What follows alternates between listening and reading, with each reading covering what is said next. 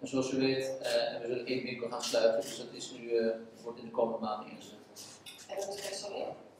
En het personeel, vanzelfsprekend zullen wij een aantal mensen uit de 9 winkels kunnen onderbrengen in andere operaties in de buurt die we hebben. Dus we proberen voor zoveel mogelijk mensen oplossing te vinden. Er zijn zeer waarschijnlijk ook geaffilieerden die graag een aantal van onze zeer goede mensen zouden willen overnemen. En er zullen een aantal mensen moeten afgroeien. En die 1800 wordt er geprobeerd om dat allemaal vrijwillig te doen, of zullen er ook partijontslagen zijn? Nee, dat zijn vrijwillige arrangementen, zowel voor de mensen die vrijwillig vertrekken als ook voor prevention, de bruggenjoen. Het zijn uitgesproken vrijwillige vertrekkers, 1800 mensen.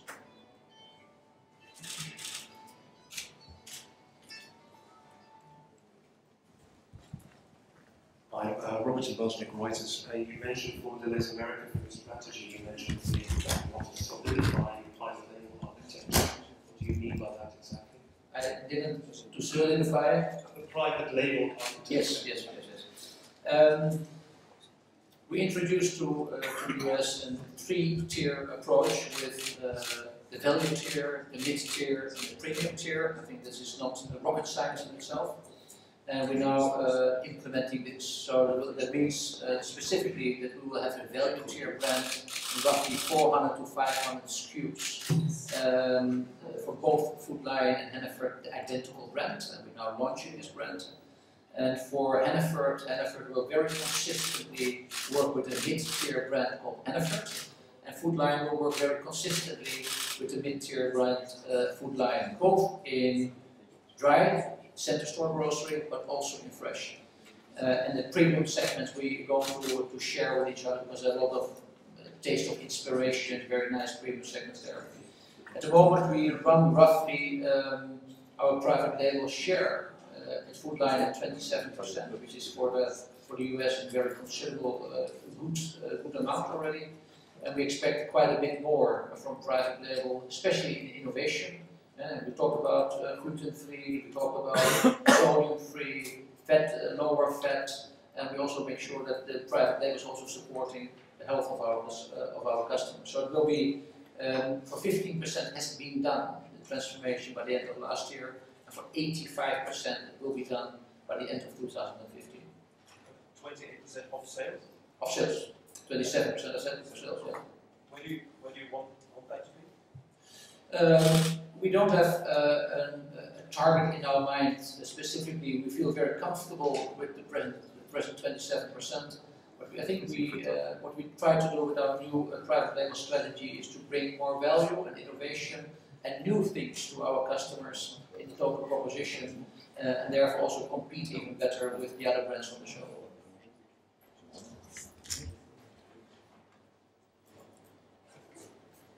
Any other questions? Let's go. You talked about the difficulties or the process in Belgium going on and trying to regain some customers you lost.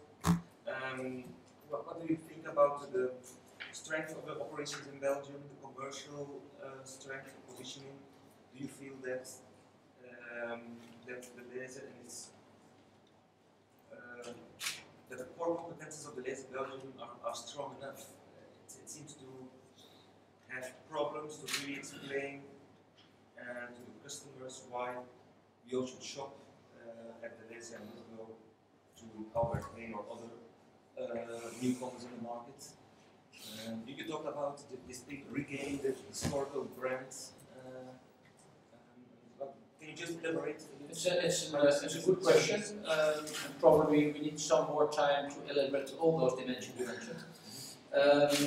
But let me be as precise as I can. It's clear that 2014 has been a very difficult year by announcing a transformation plan with this kind of impact for our associates.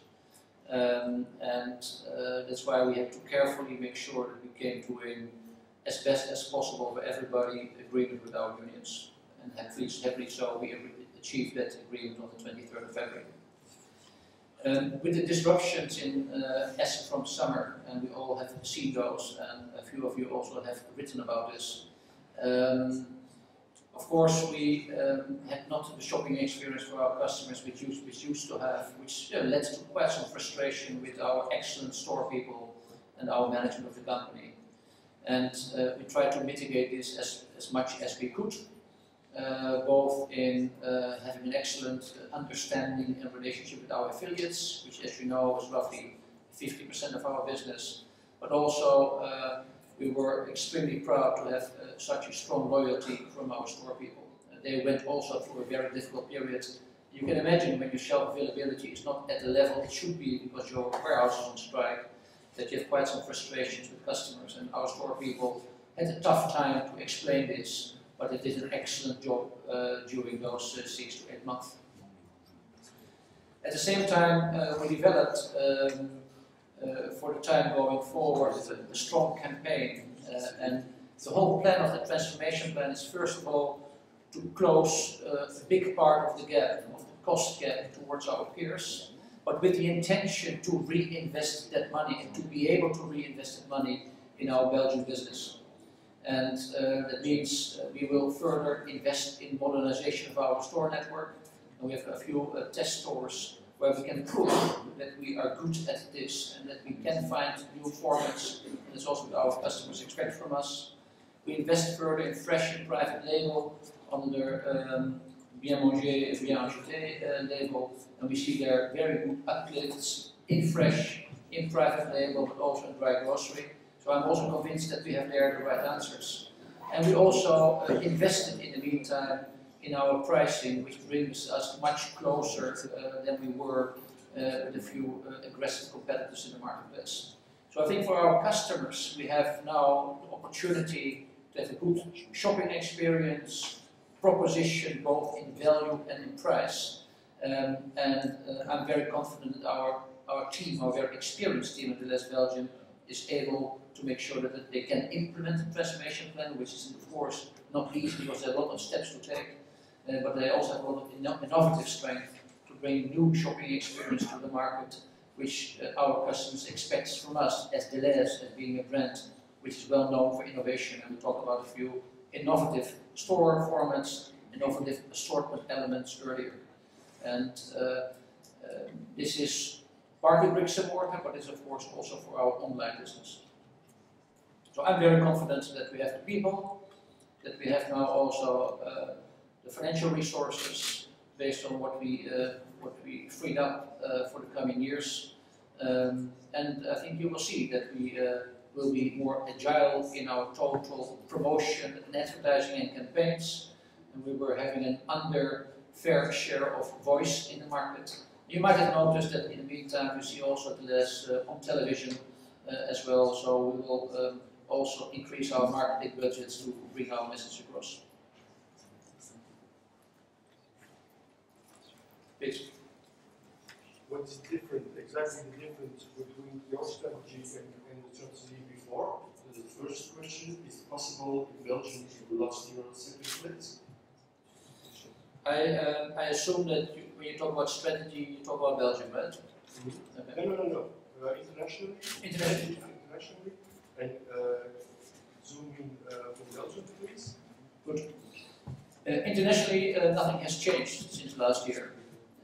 Because last year we defined our strategy to be a supermarket business, to be a local player, to be well linked to communities, to be strong in fresh, innovation and private label, and to concentrate our resources, our capital spend, to those markets where we have a leading position and we strongly believe in relative market shares. So that focus on our business is unchanged. That's why in 2014 we sold our business in Bulgaria, Bosnia and Herzegovina and bottom dollar food in the US based on that principle, and that principle has not changed. So we have a certain capital prioritization for those core businesses where we feel we are winning and can win even more. And the second thing is we are a supermarket business, a local player with strong shares, and this we also will strengthen. And so far we are doing this in a very successful way, not only in Europe but also in the US, and in the US 75% of our sales is in number 1 or 2 positions in those DMAs where we compete. So we have strong positions there. So strategy for the total group unchanged would also be a little strange because we made the strategy last year and we were very confident in implementing this. We had in 2014 a good start of our implementation phase, but we will also need the 2015 year to the full extent to make sure also that we take the next steps there. We are starting the accelerated remodeling of our store network.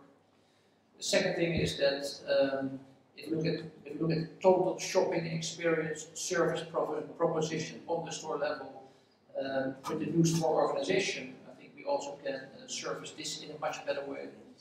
And the third thing is with our present campaign, plus all the underlying measures on price investments, innovation, private label, and fresh assortments, customers will again recognize the leading position that Delhaize has in the market on those segments.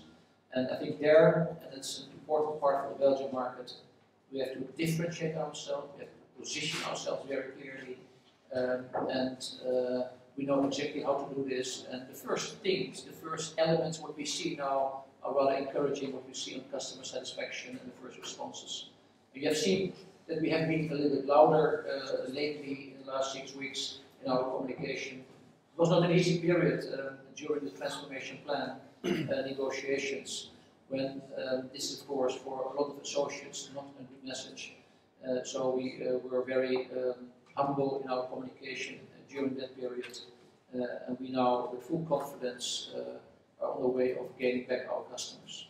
Our customer satisfaction levels, by the way, if you believe it or not, during this transformation period has been very stable on a quite high level. So this is also a reason to believe that we have a lot of loyal customers and that the brand of Delhaize is in Belgium very strong.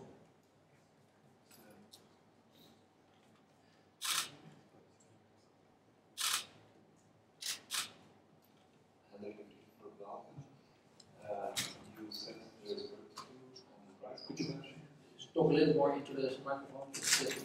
Yeah. You said there is work to do on price perception in Belgium. Does that mean that you will that pricing will be more important than before? Yes and no.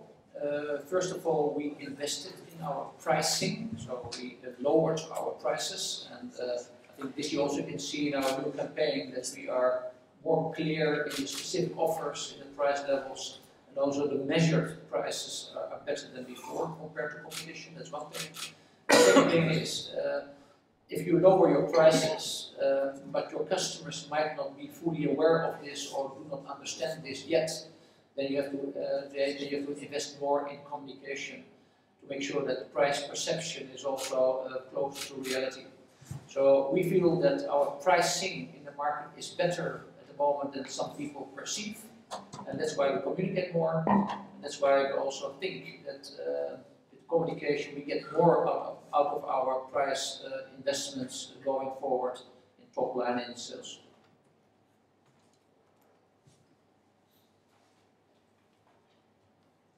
Yep.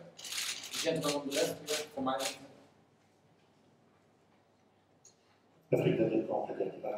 Est-ce que l'attaque à la CIC a eu un impact sur les ventes dans vos supermarchés, aussi forcément dans le fruit de l'attaque et de l'Europe peut-être?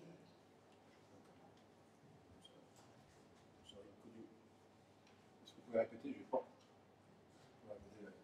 Plus fort. Oui. Est-ce que l'attaque à la CIC menée dans ces supermarchés de l'Est d'Anvers a eu un impact sur les ventes dans le week-end qui a suivi depuis là? C'est assez difficile de mesurer ce genre d'impact, mais a priori, autant que nous puissions mesurer, non.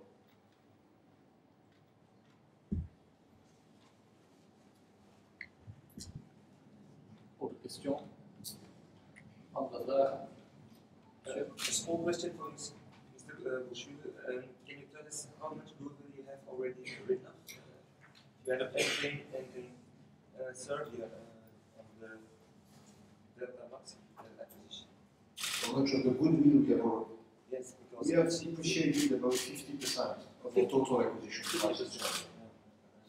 I.e. a total, if you take everything into account, the total depreciation has reached about 500 million euros. Excuse me? The total depreciation, goodwill impairment, store depreciation, behind depreciation has reached about 500 million euro, 500 million euro, slightly less actually. For Serbia. For Serbia altogether over the 3 or 4 last years. And what should we think about that? 50% seems to be indicate that you overpaid, that this was not, that perhaps the homework was not done that well back then.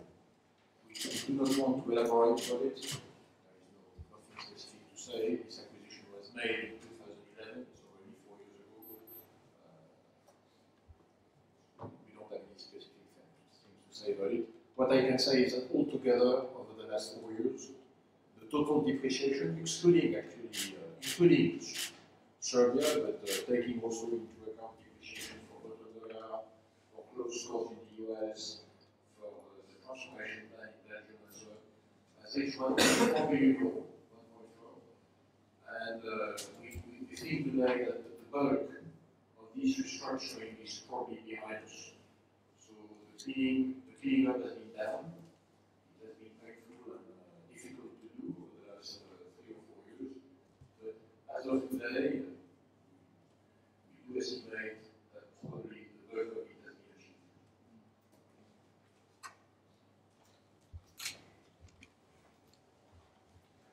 Hello, thank you so much, Gonda. I had a question about EMS and Copernic.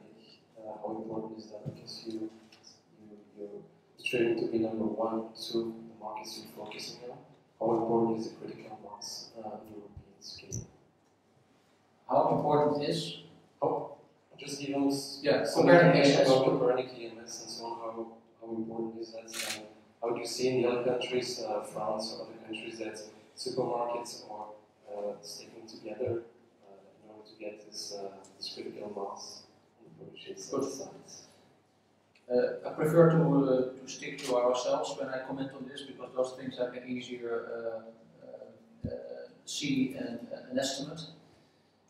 We had with AMS in the past a good time, but the company is very focused on private label development, where we made a lot of very good progress.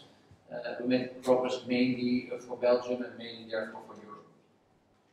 With Copernic, I think we can add a few dimensions to our total procurement scale. First of all, it's private label, not only Belgium, but also all the southeastern European countries will be fully involved. That's one thing. So we have for private label a broader scale.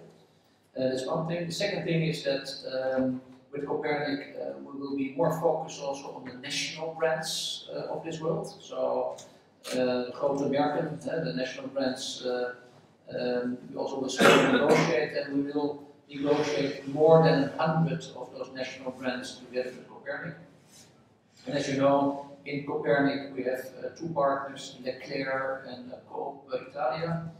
And the third thing, the third dimension of Copernic, there's also opportunities to negotiate goods not for resale together. So those are, let's say, indirect procurement activities. So the scope of Copernic is broader than we used to have. And so far I must say the collaboration is going very well. It's, there are only 3 but very committed partners, so the communication is fast, the decision making is fast. And we make very good progress, both in private label and in the national brands. So for us, it's a way to improve our procurement conditions, I'm very confident that we'll have already some fruits for the 2015 year. We have time for one last question. Just a second part of your question, just a second thing. If it's more important to choose for Copernic than leaving EMS? Yeah, you can assume that we normally try to calculate the best interest of the company. So when we make the change to Copernic, we think that there is upside value in joining Copernic versus AMS. Otherwise, we wouldn't have done it. But we were with AMS, we had a very good time with AMS in the last 5-6 years. But I think what is important for us is that we also can address those national brand volumes, which were not the main focus of AMS. The main focus of AMS was more the private labels.